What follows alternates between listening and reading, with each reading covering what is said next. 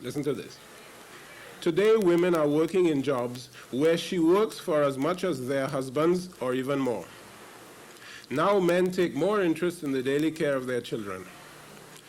Comma, they change pamper and also feed the baby. Household chores are shared equally in the home. An example of advanced illiteracy by university applicants. Functional illiteracy is, as I say, the inability to function through and by means of the written language.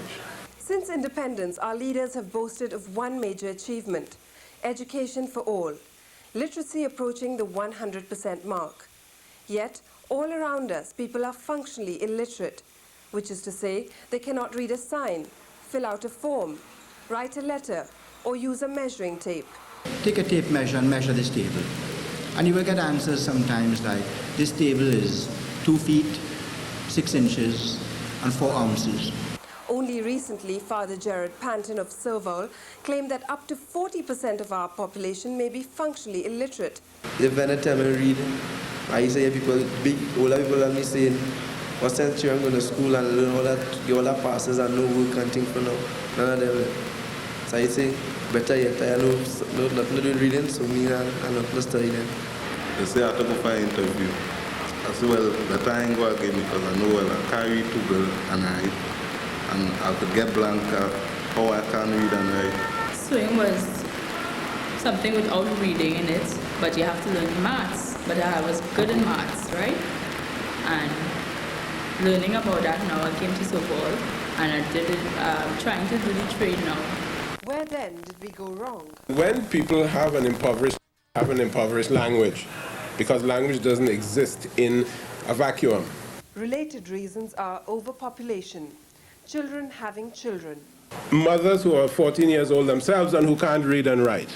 How do you expect their children to read and write, no matter how well they are taught in school, because half the time they won't go to school, and when they come home from school, nobody will read them a book.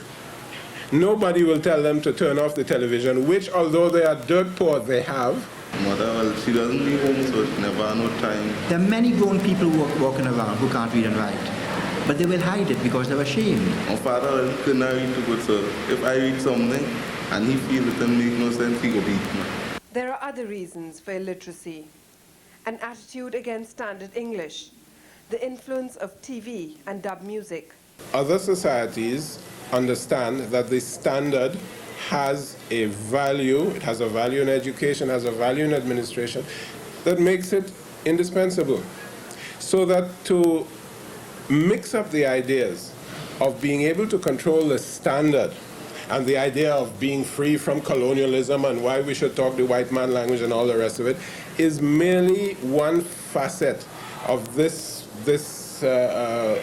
ridiculous poor me one kind of thinking that has been inculcated not only with regard to language, but with regard to the economy, with regard to everything in this society, and which is holding us back. Television, cartoons, and rap music, auditory too. We get our messages from those three. I feel more comfortable with rap music or slows, and they feel more comfortable with that because they feel more relaxed. There are types of music like dub, like reggae and so on, very strong rhythms and so on, which operate upon the lower brain centers. I didn't invent that. That is a known neurophysiological fact. Solomon claims there's a political reason for this. It's almost a conscious decision to keep the people stupid.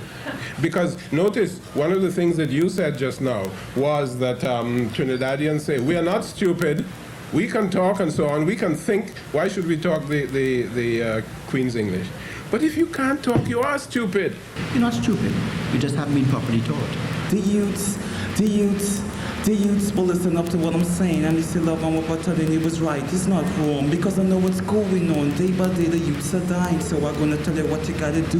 You got to pray to Almighty to guide you to be good and make you strong so that you can never go wrong. But we're out of time. In next week's special report, these children who did not learn to read in school speak out against the teachers who taught them or didn't. and a reply by the head of the Teachers Association. Ira Mathur, TV6 News, with a special report.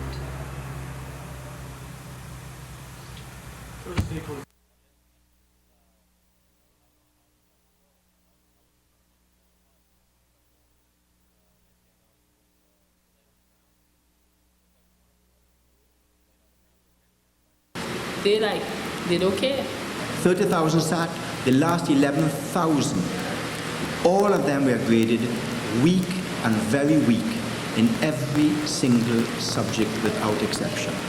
If what Father Gerard Panton says is true, and we have no reason to doubt him, then 40% functional illiteracy in this country is an outrage. Every law-abiding, tax-paying citizen then has the right to ask, how is it possible for our children to attend sometimes 5, 10 years of schooling and emerge functionally illiterate, thousands of them unable to read, write, or get a job? Now adults, they're training at Serval, common entrance failures and secondary school dropouts. Teacher used to just come into school, right? Never say nothing. When it's lunchtime break, go on, never, you know what I mean? Never give me no confidence on myself. They would just watch you and like put you in a corner. With large class sizes, that is one. Secondly, we have a system of mainstreaming in our primary schools where children of varying abilities are placed together in one class.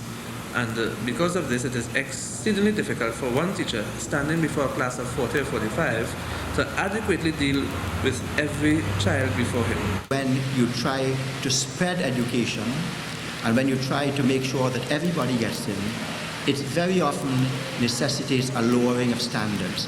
Underqualified teachers working in substandard conditions, mechanical examinations, and uncaring parents are given as reasons for functional illiteracy. Teachers coming in were not, I think, particularly qualified to teach in the way the old stagers used to be able to teach.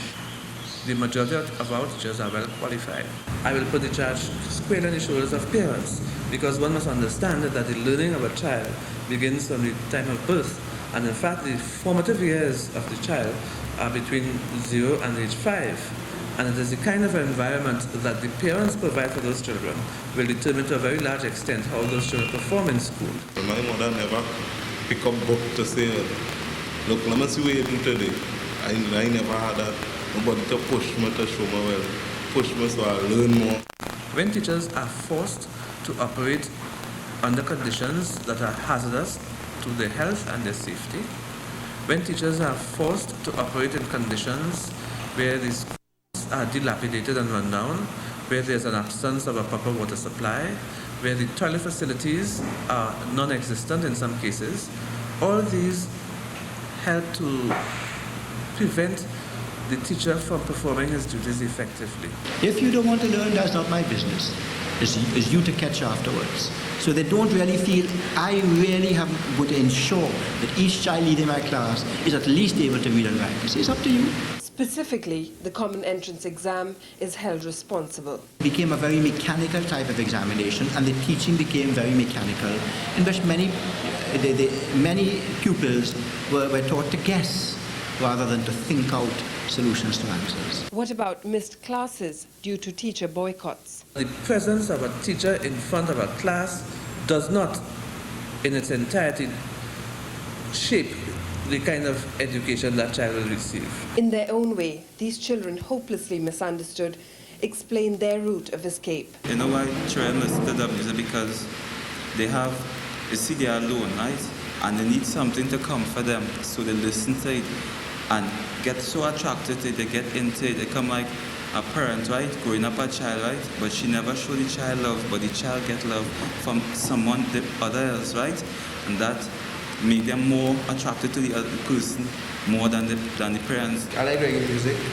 I like music, yeah, but it brainwashing me too. They would have been ignorant and lost for life, but for Serval. I have a chance in life of learning and going somewhere. Because of education, you're better off dead, and I didn't want to be in that position. Study education first, and then they could study play after, anything else after.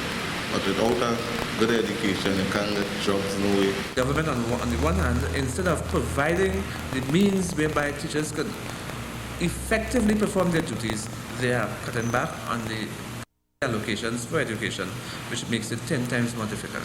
The results of the recommendations of the task force into education may be limited, but perhaps the fact that the government has recognized the gravity of producing a generation of illiterates is a start. The rest is left up to the goodwill of teachers and the care of parents. Ira Mathur, TV6 News, with a special report.